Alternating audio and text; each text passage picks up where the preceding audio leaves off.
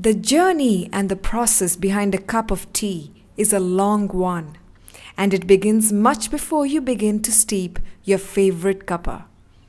Growing tea and processing it is an art demanding much care and detail.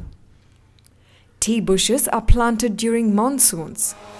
Regular application of folio, which is a mixture of chemicals such as zinc and magnesium, provide for the health of these bushes. Tea leaves, or the produce, are plucked almost throughout the year. Produce is particularly high post-monsoons due to a spurt in growth. Hand plucking is a traditional method involving hundreds of women plucking tea leaves with their hands. Each of these women will contribute up to 21 kilograms of plucked tea leaves at the end of their working day. Hand plucking is today being supplemented by hand sharing. This method has been introduced to counter the effects of large-scale migration by labourer communities to the big cities. This weighs around 650 to 700 grams. A self-sharpening blade, carbon tip blade. So it give much faster cutting. See the weight? You still need strong arms, I think. Yeah. The plucked tea leaves are transported to the nearest factory. This particular factory I am visiting belongs to the Balanur Plantations and Industries Limited. This building is around 135 years old, but is replete with modern machinery. I take a stroll and get a closer look at how tea is processed here. The general manager at Balanur, Jeevan Belliyappa, is a friendly gentleman showing me around. He explains how the processing begins with withering. Withering is a process where you remove only the surface moisture. The moisture will be, say, about 80%.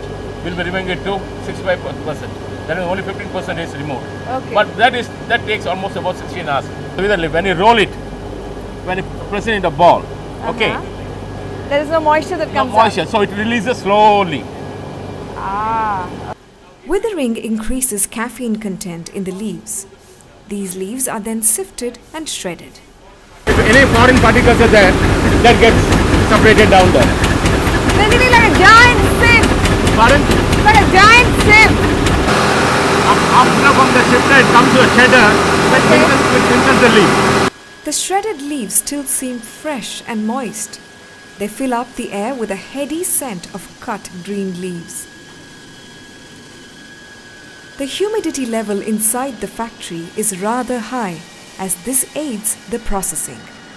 Now we have 5 banks of CTC cuts with crush, tear and curl. That looks so beautiful. You can just see the roller here. So that's where crushing, tearing and curling takes place. After crushing, tearing and curling, it gets into the fermentation area. Okay. See, fermentation depends on the temperature and the weather conditions. If the weather conditions rainy, we need more time for fermentation. In summer, we need shorter time for fermentation. Fermentation is nothing but oxidization. Enzymatic oxidization activates antioxidant polyphenols, which are known to be responsible for the color, flavor, and benefits popularly associated with tea. Once it's fermented, already the colors change so much. Coppery You brown. know, yeah, it's already So that's coppery what brown. it shows Yeah. the infusion. I told you, when you taste your tea, your color of the infusion is very important. You have to have coppery brown. So if it is under fermented, you don't get a good tea. If it is over fermented, you don't get good tea. So you have to balance it. Now we do both drum fermentation as well as flow fermentation. Drum fermentation half an hour, then flow fermentation 1 hour. Then it's fed into the dryer. Now once it goes into the dryer, it's fired at a very high temperature of 130 degree centigrade. Okay. By the time from the dryer discharge it comes out, the moisture will be only 2%. Wow, okay, that's 55% of moisture taken out. Out within 18 minutes. The output of the dryer is about 600 kilos per hour. And there are different shapes and sizes here. Yes. Now after drying, then it comes into another shifter where the dust and leaf gets separated. Okay. Dust grades at Balanur are machine sorted into superfine dust, super red dust, and peco dust.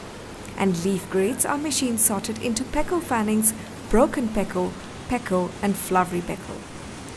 Each of these brings a slightly varied strength and flavor to the final cup of tea you and I enjoy. In the final phase of tea processing, each grade is winnowed to allow only the denser particles to be taken into the packaged produce.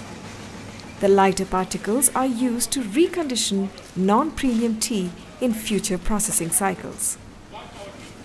Tea is now finally bulked, which means that the produce under a single grade but from different days is mixed together.